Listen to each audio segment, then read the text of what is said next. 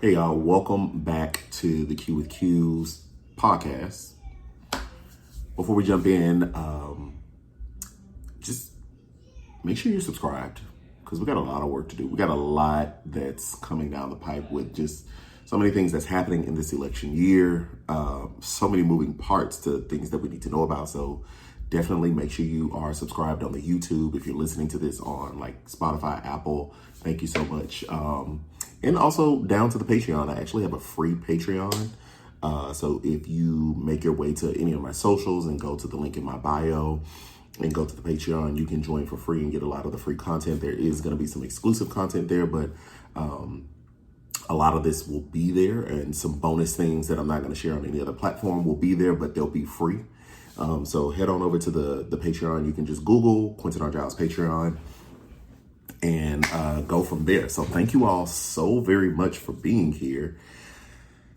Man, one of the things that was just on my mind really was this Project 2025, alongside of what is going on with the Fearless Fund. And outright, before I get into some of the specifics, not everything, but outright, there is a clear and present attack, not only on, Black women, Black people at large, but just people at large. It seems as though as this society, as America continues to get more diverse, as more people of color, which I've talked to y'all before, I take issue with lumping all of us into this one saying, but for the purposes of trying to make my point here, is people of color are, really breaking out of the shackles of poverty and being uneducated and, moving up in corporate structures and opening businesses, thriving, even with eggs being as high as giraffe necks. There seems to be a lot of anger and vitriol from racist white people. And one thing that the Republicans have done very, very well is otherize everyone else and really make their base believe that their racist white base, believe that everyone else is the enemy and everyone else is the reason as to why, they are not living the quote unquote American dream, which I don't even know what that is anymore. I did a video on my TikTok the other day because I was like, what is even the American dream anymore? I don't know. If someone can tell me, I would love to hear it. But they've done a really good job of convincing their voters that everyone else is to blame. And really, it's the politicians themselves that are not enacting laws or following through on laws that benefit the people. Think about Obamacare, which is really the ACA. Republican states turned down millions of dollars to expand Medicaid in the state so that poor people, it didn't matter whether you were Black, brown, white, yellow, Martian, it doesn't matter. Well, I guess a Martian wouldn't be a person, but you understand what I'm saying. But that poor people would have insurance, like medical insurance, like the basic stuff.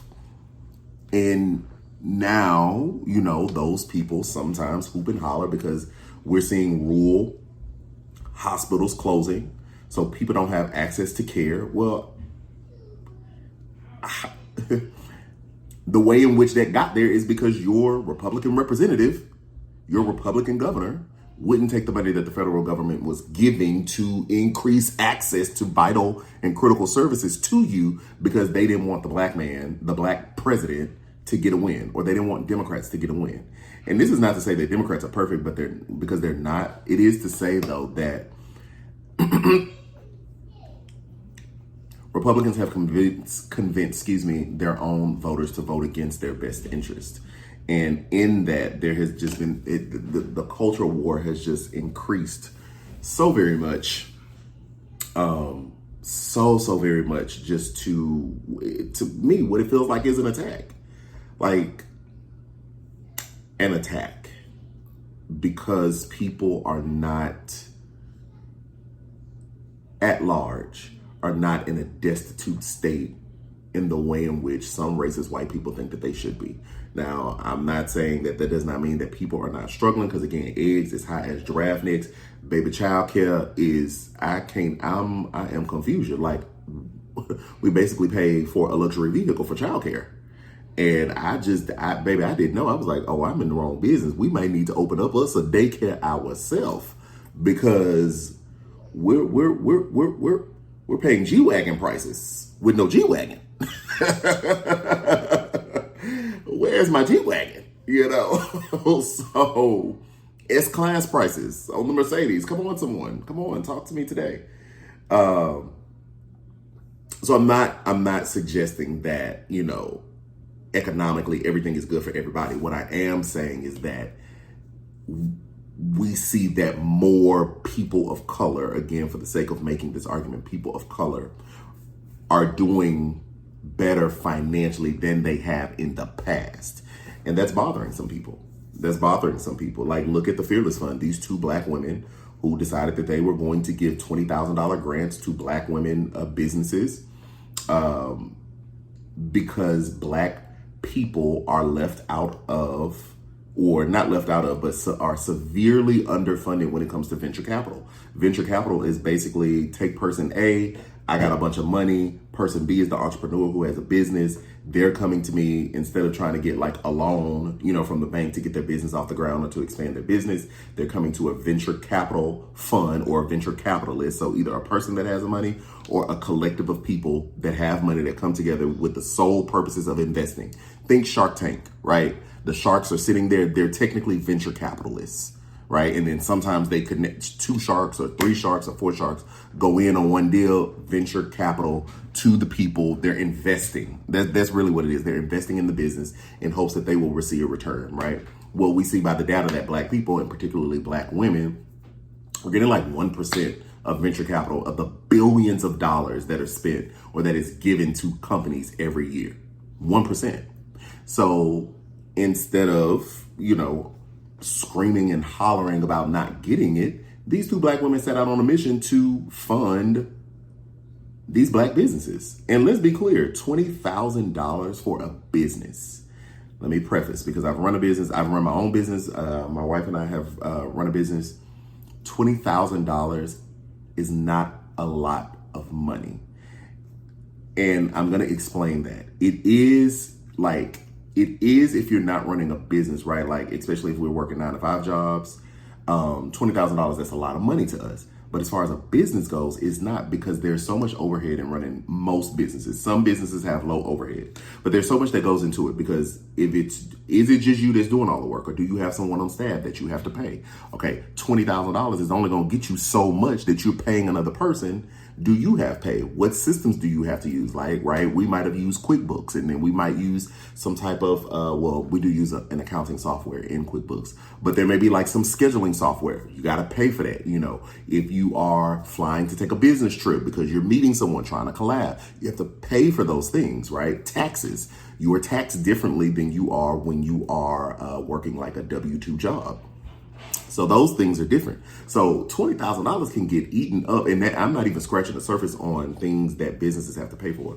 But $20,000 can get eaten up in like a month, maybe even for. And I'll just be a little transparent for us.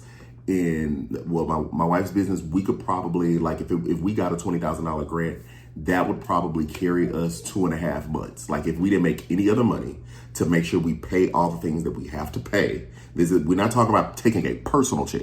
We're talking about pay all the commitments that we have to pay, the people that work for us, the systems that we use to make sure that the business is functioning, the marketing to make sure our name is out there.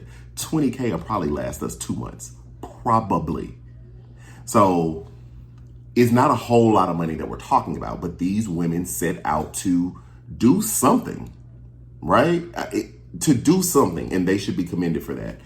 And what we saw was the same organization that sued the same conservative white man-led organization that sued to go up to the federal government to overturn affirmative action, sued them to say that the fund was discriminatory because they are specifically trying to give money to a specific group of people, and basically that's not fair. That's what the lawsuit basically said. And an appeals court has put the fund on hold, which drop another situation. What if I have $5,000 right now and there is a Special Olympics going on, and a special needs athlete needed to go, but they needed sponsorship. And I decided that I was going to create a fund to specifically give grants to special needs athletes so that they can go to the Special Olympics. What this lawsuit is saying is that I couldn't do that because I'm not opening that money up to all athletes. But we're not talking about all athletes right now. We're talking about a specific underserved class of people for a specific thing. That's what we're talking about. But again, like I said in my opening, there are racist white people in powerful positions that don't want to see people that have come from a historically downtrodden background rise. And that's just facts. And it's facts based off of their actions. It's not facts just because I want people to vote for Democrats. It's facts based off of their actions, the things they're showing us, the things they're telling us, the laws that they want to enact, the plans that they have, Project 2025, right? Which is, I think it's a 1,000-page document, so I'm not going to go through all of it, but basically it is a manifesto, if you will, of plans that they want the next conservative Republican president to enact, like gutting the federal government, like gutting civil service workers, like dismantling the FBI and trying to stop the FBI from what did I read? Trying to stop the FBI from making sure that false information doesn't spread because they believe that the FBI has no business policing free speech. What? They're trying to stop lies from spreading so that people won't be fooled. But you're viewing it as free speech, right? So you're trying to go after them, trying to target women who get abortions. And we can have a whole conversation. And I think sometimes people are confused when they hear my stance on abortion. Just because I vote Democrat does not, and I've met a lot of Democrats. I really, really have. Or I've talked to a lot of Democrats who don't necessarily agree with abortion. I'm one of them. I think that there are cases where medical necessity, where it is a thing and we need to be able to save the life of mom and baby, however that works out, right? I talk to my wife a lot and I'm like, I just wonder if a new word needs to be created because the term abortion has been so politicized, has been to where women's health is still in danger. But I say that to say, this is not an abortion episode, but I say that to say there are people that vote Democrat that don't believe in or don't agree with the idea of that, abortion should just be a thing just because you want one. But do stand on the side that, hey, there might be a medical issue at play that could severely damage or kill the woman. So why would we not intervene in that? So anyway, but this Project 2025 is not even valuing the dignity of women. They claim it is for the protection of the unborn, but I have a hard time believing that, because if you cared about the protection of the unborn, you would also care once the unborn is born to have policies in place, laws in place to protect them, to ensure that they have a good quality of life, i.e. healthcare, going back to the beginning of this video or this podcast, however you're viewing this or listening to this. So it's not adding up. It's not adding up. Just say you want people to have children, but you actually don't care about the children. That's what it is. But anyway, Project 2025 is, in their manifesto regarding abortion, is really trying to criminalize women who get them without making any distinction of was it necessary or was it a want. It doesn't matter. They just want a blanket criminalization of it. Gutting the Department of Education, again, going towards us talking about the unborn and how you care about the unborn. You don't care about children. That's what it is. You don't care about children because they want to gut the Department of Education. They want to privatize the education system. You will hear a lot of Republicans, particularly governors. I'm here in Texas, so a Republican governor, talk about school vouchers and school choice and all those things. And the wording sounds good, right? When you say it, like, yeah, school choice. I want to be able to choose what school my kid goes to. The idea, in short, is that they would take those tax dollars that we would normally pay and that would go to the public school system to say, here's a voucher. This is the money that you would have paid. You go pick the school you want. Well, if public schools are no longer funded, that means they crumble. So the only other schools that are left are public and charter schools, right? Well, I'm sorry, not public, excuse me, private schools that want to privatize the education. The only schools that are left are private schools. Well, private schools don't have to abide by certain state mandates, meaning they get to choose who they pick or who they allow into their school. So in what world do we believe that if we do away with public school, that the private schools that are already in existence, right, are going to allow an influx of Black, brown, and indigenous children into those schools? So yeah, you got the voucher. Yeah, you can choose now, but your options are limited because who's to say they're going to let your kid in? And if they do let your kid in, who's to say they're going to let your kid stay? Who's to say a hair violation is not going to get your kid kicked out? Then where does your kid go? So it's a scam. It sounds good, but it is a scam. Unless we're talking about changing the laws, particularly here in Texas or in other states. I don't know where they do it, how they do it elsewhere. But here in Texas, unless we're talking about changing the law so that private schools must operate in a similar manner to public schools, then it's a scam. And then even going back to what I said earlier about Republicans convincing their constituents to vote against their own interests. Y'all are so scared about the other. Y'all got people so scared about gay folks in the school, trans folks in the school, immigrants in the school, Black people in the school. What school y'all gonna go to in these rural areas? You already got hospitals closing because you're so far in the middle of nowhere, but you keep voting for the people that's gonna dismantle everything that you actually need. So when public schools crumble, where are your children going to go? Where? So,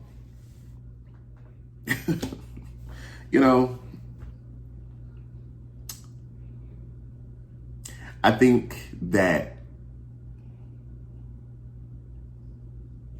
we have to push back.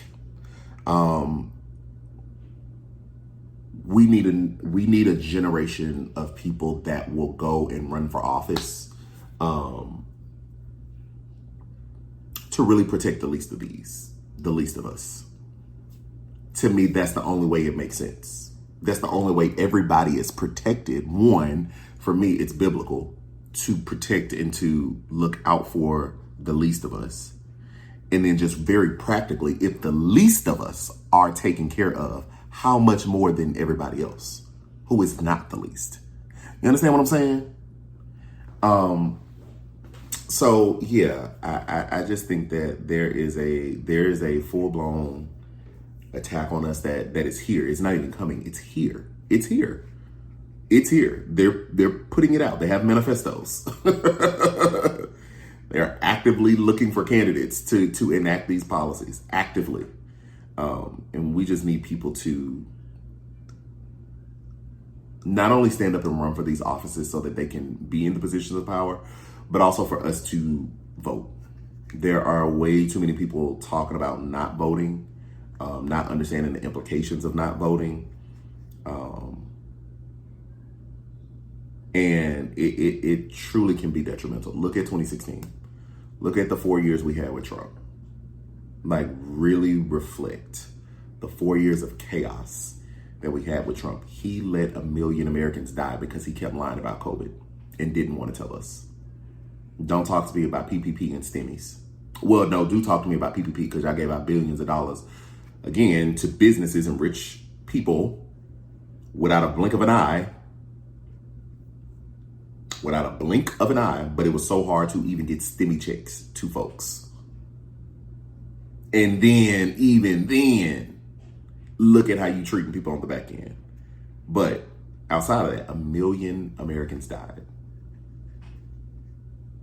To me, that's blood on that man's hands. Out of all the things he's done, the sex scandal with the porn star, the cheating on his wife, the Lafayette Square when we were protesting George Floyd, causing friction and tension between our international partners, all the things, talking about African countries, grabbing women by the P word, lying, just vulgar, all the things, horrible. One thing I will never forget is that he let 1 million Americans die. That is blood on his hands, because there was something that could have been done, and he lied about it and did not act. Did not act, because you wanted the country to continue to run, because you care about money. We print the money here anyway. We print it here anyway, so we could have always rebounded. But people lost their lives. I'm very serious about that. People lost their lives because of his lies and because of his refusal to act. So we need to vote, and we need to impress upon people the importance of why we need to vote. Because it can get real dangerous out here real quick if he get back in. And I just don't know. So, yeah, those are my thoughts. I hope y'all are well. Make sure you're registered to vote. Make sure your family and your friends and your sphere of influence, that they're registered to vote. And until then, y'all, make sure you subscribe, please. Thank you so much. All the love. Again, the Patreon, the YouTube. And I will see you all next time. This has been the Q with Q with your... Oh, I didn't even do my intro. This has been the Q with Q with your friend Q. Well, my name is Quentin, but if we're going to be friends, you got to call me Q. So until next time, y'all, I love y'all. Y'all be safe.